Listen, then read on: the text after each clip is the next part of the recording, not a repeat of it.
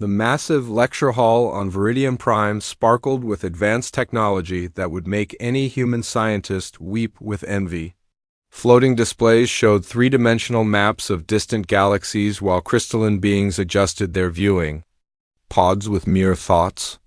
Professor Thylan stood at the center of it all, his translucent blue skin catching the artificial light as he prepared for today's lesson on primitive species. Today we examine one of the most amusing civilizations in the Outer Rim, Thylan announced, his voice carrying perfectly through the hall's acoustic systems. The humans of planet Earth. A wave of excited chatter filled the room as students from across the galaxy settled into their seats. The Nexari students, with their metallic skin and glowing eyes, exchanged knowing looks. The Drakmori warriors, even in academic settings, wore their ceremonial armor that shifted colors based on their mood. The Etherian students floated slightly above their seats, their minds already reaching out to sample the emotional atmosphere of the room. Thylan activated the holographic display, and suddenly the center of the hall filled with images of Earth. Blue oceans, green continents, and white clouds rotated slowly as the professor began his lecture. "Observe their so-called cities," Thylan said with barely concealed amusement. "These structures barely reach into their lower atmosphere. Compare this to the crystal spires of Korathi that extend beyond the planet's ionosphere, or the underwater metropolises of Aquatica that span entire ocean floors." The students laughed as the display showed busy human streets filled with primitive vehicles that actually touched the ground. A Nexari student named Quinn raised one of his forearms. "Professor, do they really use combustion engines for transportation?" "That technology is thousands of years old." "Indeed," Thylan replied, his satisfaction obvious. "They burn fossil fuels and create pollution while we have mastered clean energy for millennia. Watch this." The display shifted to show human factories belching smoke into the air. Then it showed human wars, with soldiers carrying weapons that fired small metal projectiles instead of energy beams. The alien students erupted in laughter at the sight of humans in primitive aircraft that needed wings to fly. "Their military tactics are particularly entertaining," said Vorth, a Drakmori student whose armor had shifted to a deep purple indicating amusement. "They still fight on the ground like animals instead of using orbital bombardment or neural disruption fields." Thylan nodded approvingly. "Excellent observation. Notice how they waste resources on these crude weapons when any civilized species would simply use matter displacement technology. They actually manufacture these projectiles in factories instead of creating them from base matter." The display now showed human art, music, and literature. The alien students found this even more amusing. "They use physical materials to create art," laughed an Etherian student whose name was a series of musical tones that roughly translated to harmony. "They carve stone and spread colored liquids on flat surfaces instead of directly manipulating light and sound waves." "Their music is particularly primitive," added Quinn. "They use mechanical instruments that require physical contact instead of direct neural composition. I heard one of their symphonies once. It lasted over an hour and only used 7 notes." The professor's crystalline features arranged themselves into what might have been a smile. "You raise an important point about their inefficiency. Observe their space program." The hologram shifted to show rockets launching from Earth's surface, trailing fire and smoke. The sight of humans strapping themselves to controlled explosions sent waves of laughter through the hall. "Chemical propulsion," Thylan announced as if describing the most ridiculous thing in the universe. "They literally explode their way into space. Their fastest ships would take thousands of years to reach the nearest star system. We traverse the galaxy in hours using quantum tunneling, yet they celebrate reaching their own moon." A student from the back of the hall called out, "Professor, is it true they only live for about 100 of their years?"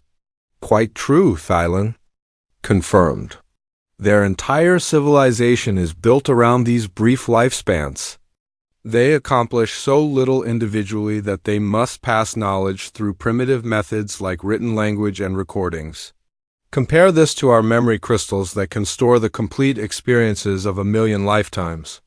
The display now showed human social structures, governments, religions, and cultures that varied wildly across their single planet. The alien students found this chaos both amusing and puzzling. Notice how they cannot agree on simple matters, Thailand pointed out. They have hundreds of different governments on one small planet. They worship different gods, speak different languages, and cannot even agree on basic moral principles. Meanwhile, the Galactic Council has successfully governed millions of worlds for tens of thousands of years. Do they have any redeeming qualities? Asked Harmony, the Etherean student. Thailand paused theatrically. They are remarkably persistent. Like insects, they continue their futile struggles despite their obvious limitations. They explore their tiny corner of space with touching determination. They create art that, while primitive, shows a certain naive charm. And they do seem capable of basic mathematics, though they still use symbols instead of direct quantum calculation. The students laughed again. The idea that basic mathematics was considered a redeeming quality for an entire species struck them as hilarious. Will they ever develop interstellar travel? Asked Vorth. Theoretically possible, Thailand replied. In perhaps 10,000 years, they might develop something approaching our current technology. Of course, by then we will have advanced so far beyond our current capabilities that they will still be impossibly primitive by comparison. What about first contact? Asked Quinn. Will the Galactic Council ever invite them to join? The professor's crystalline body actually shimmered with amusement. The Council has specific requirements for membership. A species must demonstrate faster-than-light travel, unified planetary government, and the ability to contribute meaningfully to galactic civilization. The humans currently meet none of these criteria. Besides, added Vorth, what could they possibly offer us? We have mastered technology, achieved social harmony, and eliminated the primitive emotions that still drive human behavior. They would be like children trying to participate in adult conversations. The class period was ending, and Thailand began shutting down the holographic displays.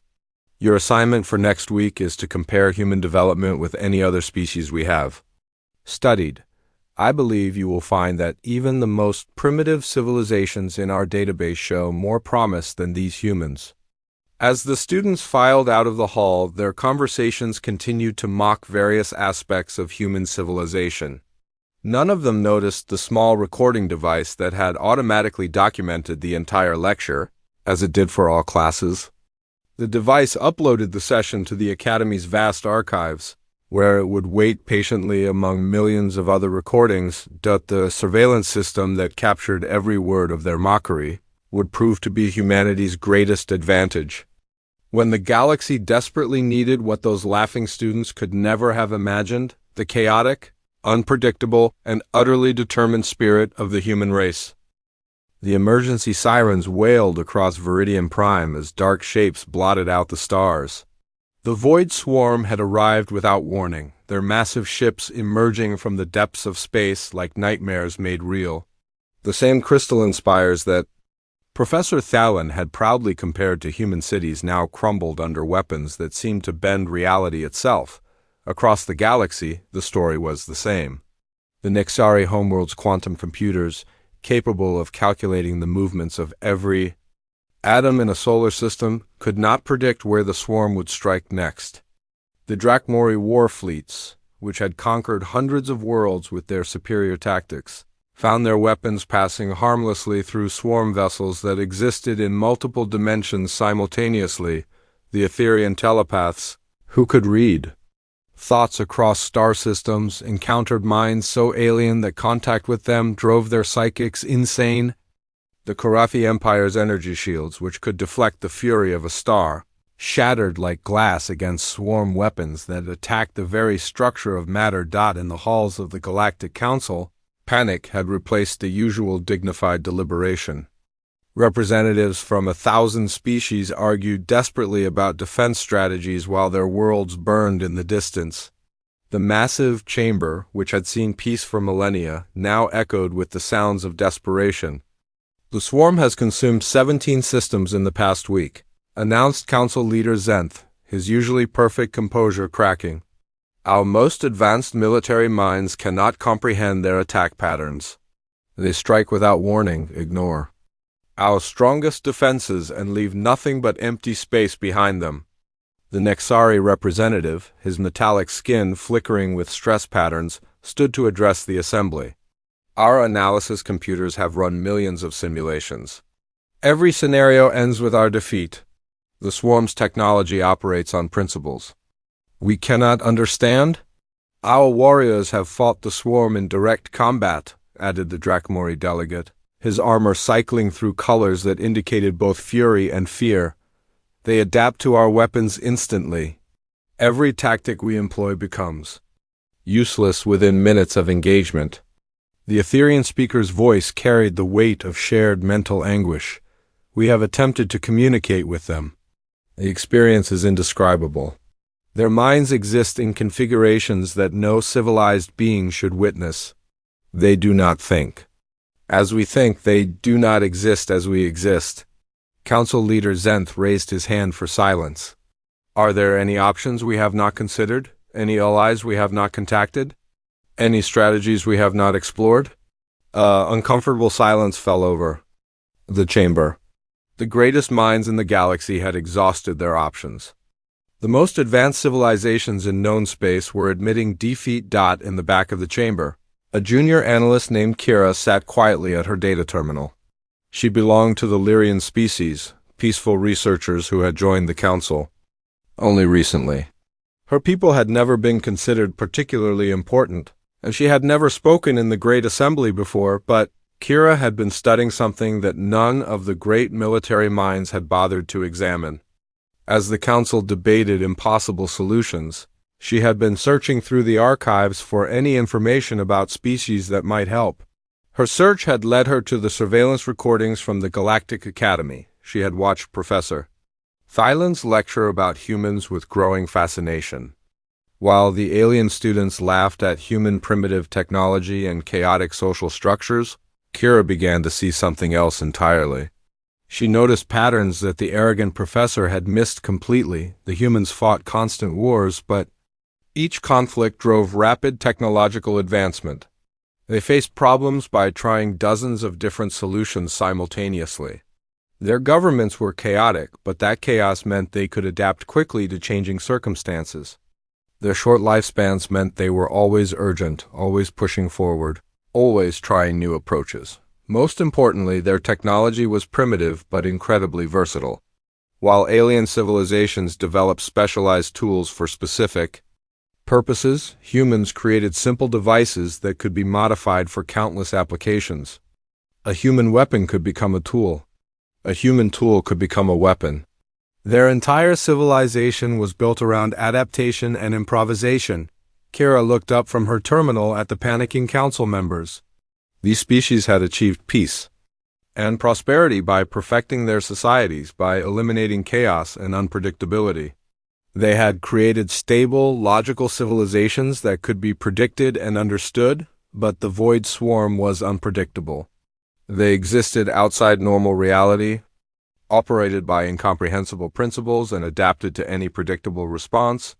Fighting them required something the galaxy had never valued: chaos, unpredictability, and the willingness to try impossible solutions.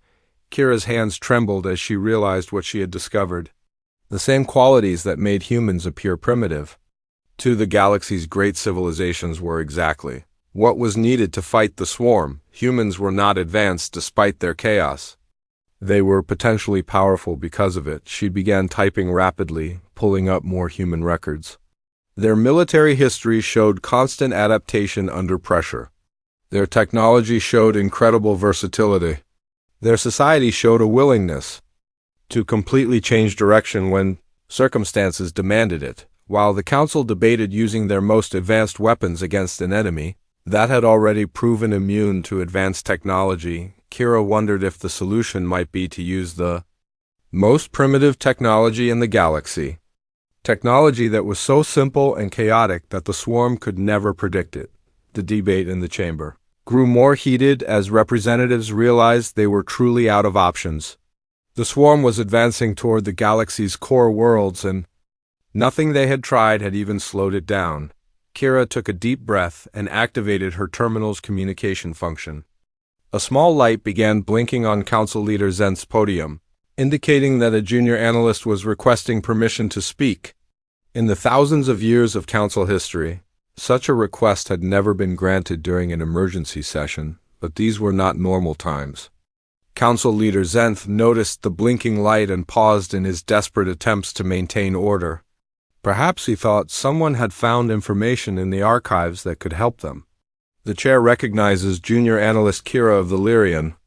Delegation, he announced, his voice carrying across the silent chamber. Kira stood on shaking legs, knowing that what she was about to propose would sound insane to every advanced species in the galaxy. She was about to suggest that their salvation lay not in their most sophisticated civilizations, but in a species they had dismissed as primitive and worthless. Council Leader, she began, her voice barely audible in the massive chamber, I have been studying the archives for potential allies. I believe I have found a species that might be able to help us. The chamber erupted in bitter laughter. The idea that any species could help them when the galaxy's greatest civilizations had failed seemed absurd. But Kira pressed on, her voice growing stronger. The species is called humanity, she continued. They inhabit a world called Earthin. The Outer Rim territories. The laughter grew louder. Several representatives recognized the name from academy lectures and diplomatic surveys. Humans were a joke, a primitive species that served as an example of everything civilized species had evolved beyond, but Council Leader Zenth had noticed something in Kira's voice. Despite the chamber's mockery, the young analyst seemed completely serious. More importantly, she seemed to have hope, which was more than any other being in the chamber could claim. The chamber will hear your proposal, he announced, raising his hand for silence. The silence in the council chamber was deafening as Kira activated the holographic display. The same images that had caused laughter in Professor Thyland's classroom now appeared before the galaxy's most desperate leaders. But this time, Kira had prepared a very different presentation. What you are seeing is not primitive technology, she began, her voice growing stronger with each word. What you are seeing is adaptable technology. While we have spent millennia perfecting our specialized systems, humans have created tools that can be modified for countless purposes. The display showed human aircraft that could be reconfigured for different missions. Ships that could carry cargo, weapons, or research equipment depending on immediate needs. Vehicles that could operate on land, in water, or in air with simple modifications. Notice their approach to problem solving, Kira continued. When faced with a challenge, they do not perfect a single solution. They try dozens of different approaches simultaneously. They fail frequently, but they adapt quickly. The display shifted to show human history, but not the wars that aliens found so amusing. Instead, it showed rapid technological advancement driven by constant pressure. Steam engines leading to internal combustion engines, leading to jet engines, leading to rockets, all within a few centuries. Their entire civilization is built around adaptation under pressure, Kira explained. They have never achieved the stable perfection that we pride ourselves on. Instead, they have achieved something we have lost, the ability to completely change direction when circumstances demand it. A Nixari representative interrupted. You suggest that chaos is preferable to order? That primitive technology is superior to advanced systems? I suggest that the Void Swarm represents something we have never faced before, Kira replied. An enemy that exists outside our understanding, that adapts to our predictable responses, that cannot be defeated by perfecting our existing strategies. The display now showed human military tactics from their most recent conflicts. Instead of the orderly formations that galactic militaries preferred, human forces operated in small, independent units that could change their objectives instantly. They used communication methods that appeared chaotic but were actually incredibly flexible. Look at their command structure, Kira pointed out. A human military unit can operate effectively even when cut off from central command. Individual. Soldiers are trained to make independent decisions. Their entire military philosophy is built around expecting the unexpected. The Drakmori representative leaned forward, his armor shifting to colors that indicated intense interest. Show us. Their weapons. The display shifted to show human weapons technology. But instead of focusing on the primitive projectile weapons that had caused so much laughter, Kira highlighted something else entirely. Notice how they modify their weapons, she said. A human soldier can take a basic weapon and adapt it for dozens of different situations. They attach different components, use different ammunition, even repurpose the weapon for completely different roles. The display showed human engineers taking apart their own equipment and rebuilding it for new purposes. Rocket engines being modified into power generators. Military vehicles being converted into rescue equipment. Communication systems being rewired to operate in ways their original designers never intended. They do not perfect their technology, Kira explained. They improve it constantly. Every human device is designed to be modified, upgraded, and adapted. Their entire technological philosophy is based on the assumption that they will need to change everything at a moment's notice. The chamber was no longer laughing. The assembled representatives were beginning to understand what Kira was suggesting. The same qualities that made humans appear primitive might be exactly what was needed to fight an enemy that defied all conventional understanding. You are suggesting that we contact this species, said Council Leader Zenth. What makes you believe they would be willing to help us? Kira smiled for the first time since the crisis began. Because helping others is another thing they do constantly. Despite their conflicts with each other, they consistently aid other species on their planet. They rescue animals from disasters, protect endangered species, and even help their enemies when humanitarian needs arise. The display showed human rescue operations, medical aid programs, and conservation efforts. Species that have been at war with each other would cooperate to save lives during natural disasters. Humans would risk their own lives to help creatures that could provide no benefit to them. More importantly, Kira continued, they are naturally curious about other species. Based on their science fiction literature and space exploration programs, they have been wondering about alien life for centuries. Contact with us would fulfill their greatest dreams. The Etherian representative spoke up, her voice carrying notes of cautious hope. Assuming they would help us, what could they actually contribute? Their technology is thousands of years behind ours.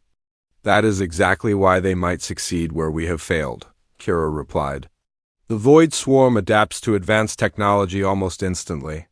But they may not be able to adapt to technology that is so simple and chaotic that it operates on completely different principles. The display showed human nuclear weapons, chemical rockets, and projectile weapons. Technology that was primitive by galactic standards but might be completely incomprehensible to beings that existed partially outside normal reality. Consider this, Kira said, highlighting a human nuclear weapon. The swarm has proven immune to our directed energy weapons, our matter displacers, and our quantum disruption fields. But have they ever encountered a weapon that works by splitting atoms through brute force? The chamber fell silent as the implications sank in. The swarm might be able to adapt to sophisticated weapons that operated on predictable principles. But how could they adapt to weapons that barely worked by any reasonable standard? Their spacecraft use chemical propulsion, Kira continued, completely different from our quantum tunneling or dimensional folding. Their communication systems use electromagnetic radiation instead of quantum entanglement. Their computers use electrical circuits instead of neural networks. The Nexari representative was running calculations on his internal systems. If the swarm's adaptation protocols are designed for advanced technology, primitive technology might indeed be invisible to them. More than that, Kira said. Human technology is so versatile that they can probably adapt it to work with our systems. They could take our power sources and apply them to their weapons. They could use our material science to improve their spacecraft. They could combine primitive flexibility with advanced capabilities. The Drakmori representative was studying human military tactics with growing admiration. Their fighting style is completely unpredictable. They use individual initiative, improvised weapons, and tactics that change constantly. A swarm entity that expects logical, predictable responses would be completely confused.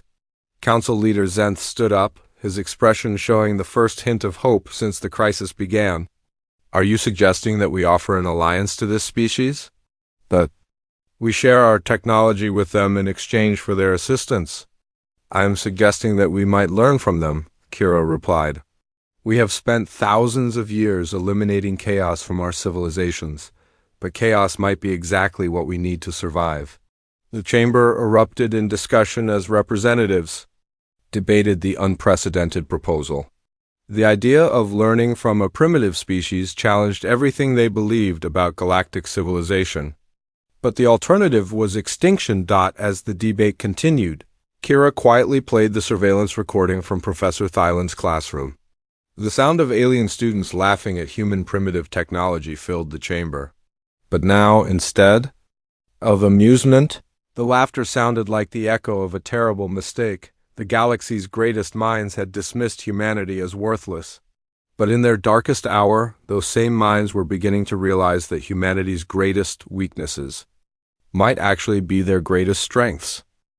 The first contact ship descended through Earth's atmosphere like a falling star, its alien hull gleaming in the afternoon sun over Washington, D.C. Millions of humans watched in stunned silence as Ambassador Lyra stepped out of the craft.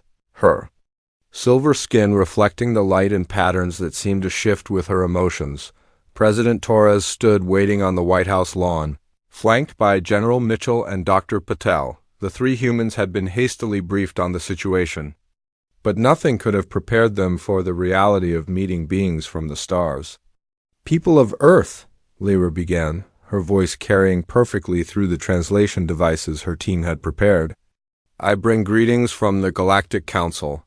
We come to you in our darkest hour, seeking aid against an enemy that threatens all life in the galaxy.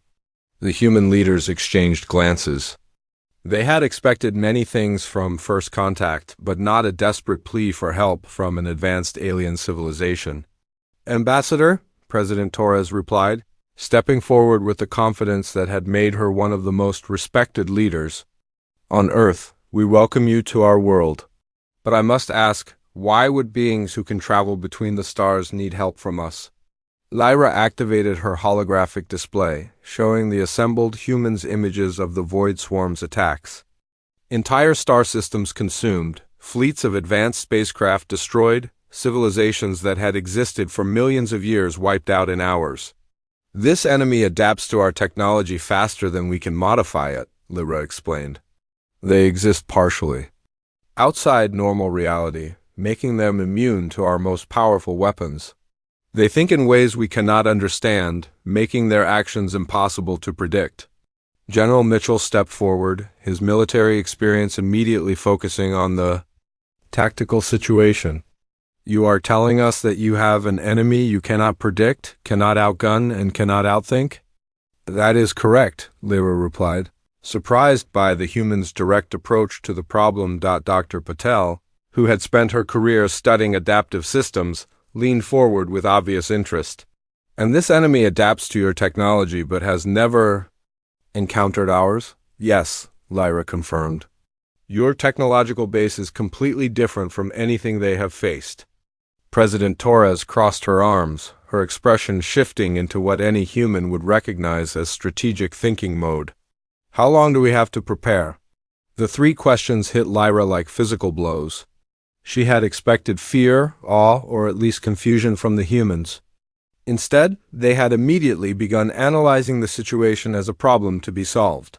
There was no panic, no desperate pleas for protection, no worship of superior alien technology. The swarm is approximately 6 months away from your solar system, Lyra replied. But I should warn you, every species we have contacted has been overwhelmed by their power. Your primitive technology may not be sufficient to defend your world. General Mitchell smiled grimly. Ambassador, you just told U.S. that your advanced technology has failed completely. Maybe it is time to try primitive technology. Within hours, the human response had shocked every member of Lyra's diplomatic team. Instead of begging for protection or trying to flee, the humans had immediately shifted into what they called war mode. Military bases around the world activated. Emergency protocols. Scientists began analyzing the alien technology that Lyra had shared. Engineers started designing hybrid weapons that combined human and alien capabilities. Your species adapts remarkably quickly, Lyra observed as she watched human technicians reverse engineering a Galactic Council power cell. We have had practice, General Mitchell replied. Humans have been fighting impossible odds for our entire history. We have learned to adapt or die. Dr. Patel looked up from her analysis of swarm tactical data. Their attack patterns show incredible sophistication, but they also show rigid thinking. They expect logical responses to their actions. What if we respond illogically? What do you mean? Asked Lyra. Your species fight the way you think, Dr. Patel explained. Orderly, logical, predictable. But humans fight the way we live. Chaotic, adaptive, unpredictable. We do not perfect our tactics, we change them constantly. The humans began implementing strategies that made no sense to Lyra's advanced understanding of warfare. They scattered their forces instead of concentrating. Then they planned multiple contradictory operations simultaneously. They created weapons that were deliberately inefficient but incredibly versatile. This is madness, one of Lyra's technical advisors whispered as he watched human engineers modify their nuclear weapons with alien power sources. They are taking our most sophisticated technology and combining it with their most primitive weapons. It is not madness, Lyra replied, beginning to understand what she was witnessing. It is exactly what we need. The humans had done something that no galactic civilization had thought possible. They had taken advanced alien technology and made it more chaotic, more unpredictable, more adaptable. They had improved it by making it less perfect. Meanwhile, the surveillance recording from Professor Thyland's classroom had begun circulating through underground networks across the galaxy. Species that had been dismissed as primitive by the Academy were taking notice of humanity's approach to the swarm crisis. The Kaleri, who had been mocked for their emotional decision-making, began developing unpredictable battle strategies. The Gromax, ridiculed for their simple technology, started creating adaptive weapons systems. The Fenlari, dismissed for their chaotic social structures, began organizing flexible military units. Something is happening across the galaxy, Lyra reported to the Galactic Council. The primitive species are mobilizing. They are using the human approach to warfare. And the humans themselves? Asked Council Leader Zenth. Lyra paused, still struggling to understand what she had witnessed. They are not preparing to defend their world? They are preparing to attack? The council chamber fell silent. No species in galactic history had ever responded to the swarm with offensive action. The very idea seemed suicidal. The humans believe they can destroy the swarm? Asked the Nexari representative. No, Lyra replied. They believe they can confuse it. They are preparing tactics that are so chaotic and unpredictable that the swarm will not be able to adapt quickly enough to counter them. What kind of tactics? Asked the Drakmori representative. Lyra displayed the human battle plans, causing gasps of horror throughout the chamber. The humans were planning to use their own ships as weapons, to fight inside swarm vessels, to deploy technology that would be as dangerous to themselves as to their enemies. They are planning to sacrifice themselves? Asked the Etherean representative. They are planning to win, Lyra corrected. And they expect us to help them, the chamber erupted in debate. The idea of following human leadership in battle was almost incomprehensible to species that had considered themselves superior for millennia. But as reports came in of the swarm's continued advance, the alternatives were becoming clear. They could maintain their dignity and face certain extinction, or they could follow a primitive species into a battle that made no logical sense, but offered the only hope any of them had seen. Council Leader Zenth raised his hand for silence. The humans are offering us a chance to fight back instead of simply dying with honor. Perhaps it is time to learn from those we have dismissed as primitive. As the vote was called, Lyra thought about Professor Thyland's lecture and the laughter of his students. They had mocked humanity's chaos, their primitive technology, their unpredictable nature. But now those same qualities were the galaxy's last hope for survival. The humans had turned their greatest weaknesses into their greatest strengths, and they were about to teach the galaxy a lesson in the power of controlled chaos. The void between stars erupted in fire and chaos as the combined fleet engaged the swarm at the edge of the Sol system. Alien ships that had never been designed for such brutal combat found themselves fighting alongside human vessels that seemed to embrace destruction as a tactical advantage. Commander Walsh stood on the bridge of the UES Defiance, watching as swarm entities phased in and out of normal space around them. The alien ships in the fleet were trying to maintain formation, following textbook tactics that had served them for millennia. But the swarm was adapting to their predictable patterns faster than they could adjust. All human vessels, this is Walsh, the commander announced over the communication system. Forget everything you learned in training. Forget everything our allies taught us. Today we fight like humans. The human ships immediately broke formation, scattering across the battlefield in patterns that looked random but were actually coordinated. Chaos. Each ship operated independently, changing objectives every few minutes, using tactics that made no sense to anyone watching. The swarm entities, which had been adapting to the alien fleet's movements within minutes, suddenly found themselves facing enemies that followed no logical pattern. Human ships would charge directly at overwhelming odds, then retreat at the moment of contact. They would ignore valuable targets to attack meaningless ones. They would use weapons in ways that defied their design specifications. Human vessel. Your tactical approach is illogical, transmitted Captain Vex from the Nexari ship Quantum Dawn. You are exposing yourself to unnecessary risk. That's the point, Walsh replied, as his ship performed a maneuver that should have been impossible. With human technology, the swarm expects logical responses. We are giving them chaos. The human ships had been modified with alien technology in ways that horrified their galactic allies. Nuclear weapons had been enhanced with quantum energy fields. Chemical rockets had been fitted with dimensional stabilizers.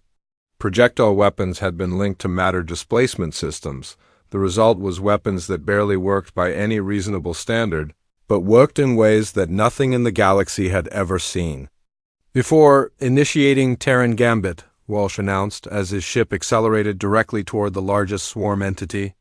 The alien crews watching assumed they were witnessing a suicide attack, but the humans had something else in mind. At the last possible moment, the human ship's crew ejected in small pods that the swarm sensors could not track. The ship itself, now operating on automated systems, slammed into the swarm vessel and exploded with enough force to crack the entity's interdimensional shielding, but the explosion was not the real attack.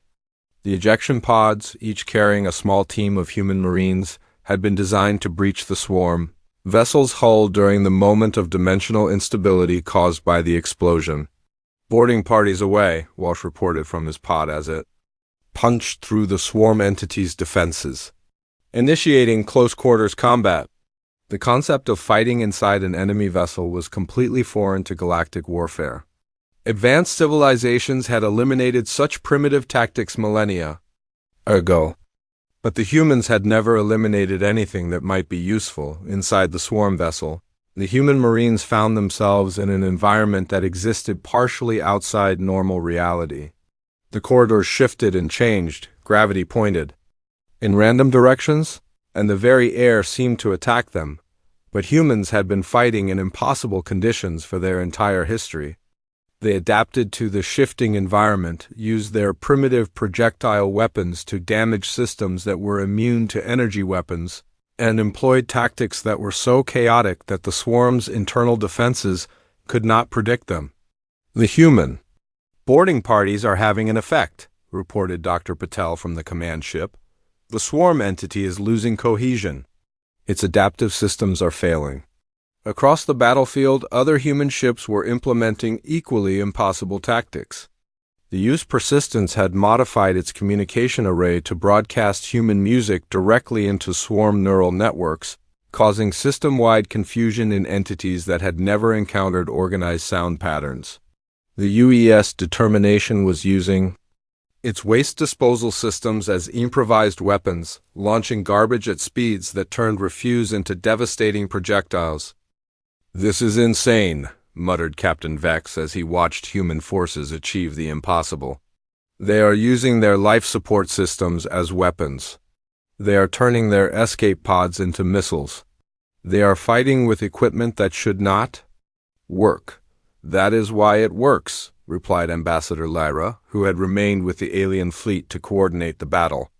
"The swarm has encountered every logical weapon in the galaxy, but they have never encountered weapons that should not exist." The turning point came when the largest swarm entity, a creature the size of a moon that had destroyed dozens of star systems, encountered Commander Walsh's boarding party in its central core. The entity's internal defenses had been designed to counter energy weapons, matter displacers, and neural disruptors. They were not designed to counter humans with explosive charges and stubborn determination. "Core breach achieved," Walsh reported as his team manually overloaded the entity's primary systems. "Dimensional anchor failing, entity losing cohesion." The massive swarm creature began to collapse in on itself, its interdimensional structure. Failing as human sabotage disrupted systems that had operated for millions of years. But instead of simply destroying it, the humans had done something that shocked every observer. They had captured it. "Repeat your last transmission," requested Council Leader Zenth from the command ship. "Did you say captured?" "Affirmative," Walsh replied as his team emerged from the dying entity with armloads of swarm technology. "We have samples of their adaptive systems, their dimensional anchors, and their neural networks. Dr. Patel wants to study their adaptation protocols." The alien crews watching the battle could not comprehend what they were seeing. In their logical approach to warfare, the goal was to destroy enemies efficiently. But humans had turned combat into a learning experience, treating even their deadliest foes as opportunities to gather intelligence. The remaining swarm entities, faced with tactics they could not predict or counter, began to retreat for the first time in recorded galactic history. Their adaptive systems, designed to learn from logical opponents, could not process the constant chaos that human forces provided. "They are withdrawing," reported the Drakmori tactical officer, his armor shifting through colors that indicated amazement. "The swarm is actually retreating." But the humans were not finished. As the swarm entities attempted to retreat into dimensional space, human ships pursued them using modified engines that operated on principles that made no sense to anyone except the humans who had built them. "All ships, this is General Mitchell," came the transmission from Earth. "Do not let them escape to regroup. Show them that nowhere in this galaxy is safe from human determination." The pursuit that followed would be remembered as the most chaotic military operation in galactic history. Human ships followed swarm entities through dimensional rifts that should have destroyed them, fought battles in spaces that existed outside normal reality, and used weapons that worked through sheer human stubbornness rather than any scientific principle. When the last swarm entity vanished into the deep void between galaxies, the combined fleet found itself victorious in a war that every expert had declared unwinnable. "How?" asked Captain Vex as his ship limped back toward the Sol system. "How did primitive technology defeat an enemy that our most advanced systems could not touch?" "Because it was not primitive," replied Dr. Patel as she studied the captured swarm technology. "It was adaptive. We did not try to perfect our weapons, we changed them constantly. We did not follow logical tactics, we followed effective ones." In the aftermath of the battle, the surveillance recording from Professor Thyland's classroom became the most watched historical document in galactic history. The laughter of alien students mocking human primitive technology was played alongside footage of human forces achieving the impossible. The Galactic Academy was completely restructured, with human professors teaching courses on adaptive thinking, creative problem-solving, and strategic chaos theory. Former Professor Thyland found himself sitting in a classroom where Commander Walsh explained human military philosophy to an audience of beings who had once considered themselves superior. The key to human tactics, Walsh was explaining to his fascinated alien students, is that we assume everything will go wrong. We plan for failure, prepare for chaos, and train for the impossible. When our enemies expect us to respond logically, we respond effectively instead. The galaxy had learned that true advancement was not about perfecting existing systems, but about maintaining the ability to completely change direction when circumstances demanded it. The species that had once mocked human chaos now sought to learn from it.